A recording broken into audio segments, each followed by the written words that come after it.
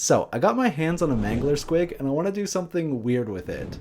The sprues come with a few sets of extra legs, so I thought, what if I just gave my squig so many legs? Imagine a multi-legged monster running around with little guys on its back.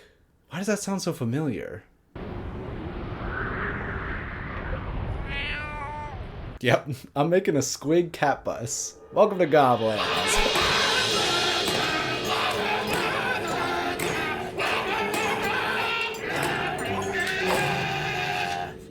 So, if Warhammer and Studio Ghibli are not your particular niche interests, let me quickly explain. Squigs are weird fungal monsters from Warhammer. They're used by Orcs and Goblins for all kinds of shenanigans, and they usually have 2 legs. Catbus is a Catbus. It's a character from My Neighbour Totoro, which is a film by Studio Ghibli. It's a film about imagination and childhood and joy, and that's the kind of energy I'm going to be channeling into this build. So I'm very cheap and I can't typically afford GW bits, so I end up sculpting mostly from scratch. When I do get my hands on some real Warhammer, it is a rare treat. This Mangler Squig was sent to me by my friend Fiverr over at Sugar Candy Miniatures. So I started by cutting out the bits I was going to use. The sprues 5 sent me had a lot of extra legs, but unfortunately a lot of them were missing the toes. This kind of thing happens when you use kits the wrong way like I do. So using some green stuff and some spiky bits, I gave all the paws their missing claws. I knew I wanted the model to feel like it was in motion, so I kept that in mind when I was gluing in the legs. I used tinfoil to create the rough body shape, and then glued everything in place using hot glue. The hot glue allowed me to make quick decisions. Knowing I was working with a relatively weak bond meant that I could change my mind and rearrange things, which I did. A lot. I wanted the face to resemble Catbus as much as possible while still feeling Warhammery, so I made sure to pick the face with the biggest smile. I then cut off the center horn, re-glued it, and attached a second horn to resemble cat ears. Once I was happy with the leg placement, I started sculpting with Milliput. Now, Milliput Superfine is my least favorite kind of Milliput, but it's the only kind that I can find in my city. I tried to add some wrinkles and folds here, but mostly this is just a first pass, a foundation that I can work on top of later.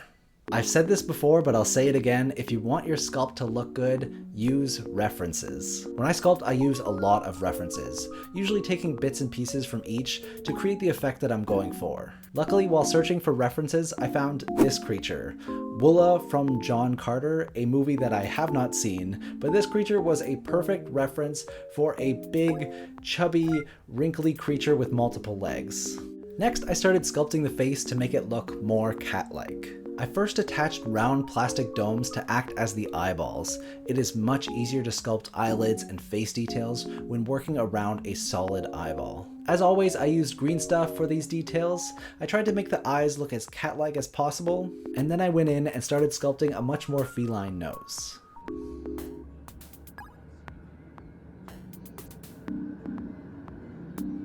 And then it came time to make some real design decisions. How was I going to tackle the body horror that is Catbus's weird body? At first I thought it would be funny to create a giant lump of flesh with a bunch of protruding orifices that the goblins could jump into, but that is horrible. So I instead settled on making a goblin structure that resembled the top of a bus. If you think this is a cop-out, then subscribe so you can neg future videos of mine. To make the structure, I went outside and collected some good building sticks. Good sticks! I then baked them in the oven to kill anything living inside and started construction. I wanted this to have that haphazard goblin-built look to it, so instead of planning, I just started gluing. It took me a few tries to get it right and figure out what I wanted, but again, working with hot glue meant that I could tear it apart and start over whenever I needed. This style of building kind of felt like playing with Lego.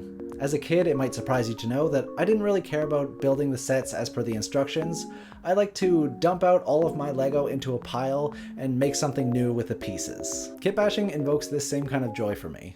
I feel like if you take your hobby too seriously, you can start to lose what makes it fun. To justify spending so much time and money on this hobby, I feel like people try to convince themselves that the hobby is somehow very serious and important, but something being silly and pointless is just as valid a reason to spend time on it. When things are bad in the world, I don't need my hobbies to be strict and serious. In fact, I want my hobbies to be silly and fun and maybe a little pointless. Just joy for joy's sake.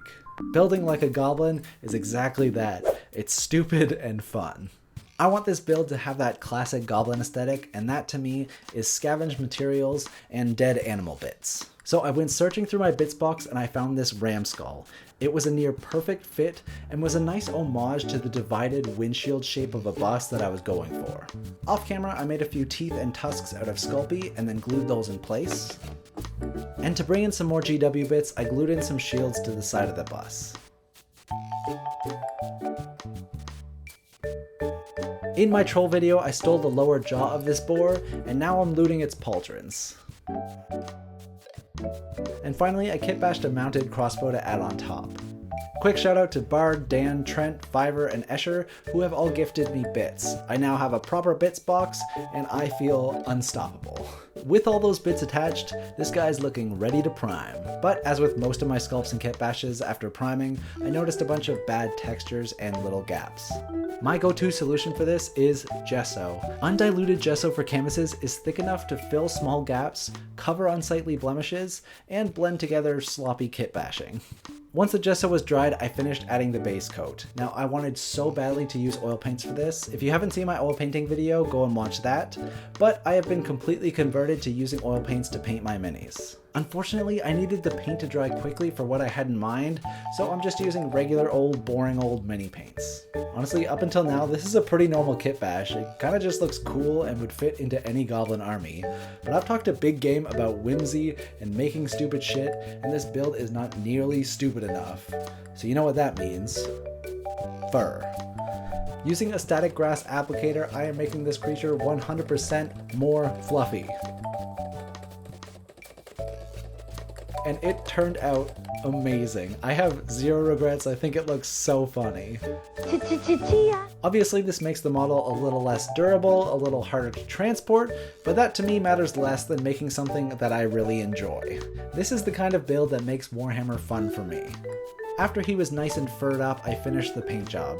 I probably should have done this before adding the static grass, but I was just too excited. As some finishing touches, I gave some love to the base, and I added some glossy Mod Podge onto the eyes and mouth to make them look wet. And bam!